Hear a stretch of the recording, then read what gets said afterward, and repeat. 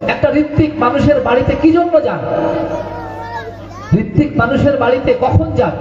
আমার নরেশদা যদি কারো বাড়িতে যান, সুকান্তের বিয়ের জন্য যাবে না, সেজন্য কিন্তু যাবেন না। কি জন্য যাবেন? তার কল্যাণের জন্য। একজন ঋত্বিক যখন মানুষের বাড়িতে যায়, কি হয়?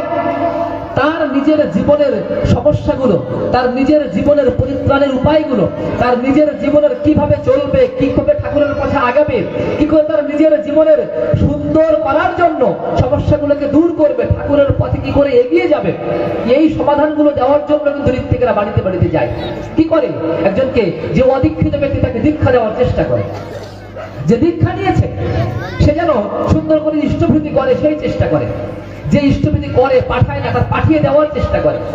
যে দীক্ষা নিয়েছে ইষ্টভৃতি করে, তাকে প্রার্থনা করানোর চেষ্টা করে, প্রার্থনা শেখানোর চেষ্টা করে, একটু গান শেখানো, একটু আলোচনা শেখানো, আস্তে আস্তে থেকে সস্তনী করে তোলা, কর্মী করে তোলা। এই যে এর পাশাপাশি সে যেদিকে আগায়, সে যেদিকে এগিয়ে আছে, একজন মা সে হয়তো শুধু রান্নাই করছে, কিন্তু সে হয়তো জানে না অনেক রান্নার নিয়ম আছে যা ঠাকুরের বলা। একজন কৃষক সে হয়তো জানে না কৃষি কাজের অনেক নিয়ম আছে ঠাকুরের বলা। এরকম অনেক কিছু আছে যা আমাদের জানার বাইরে।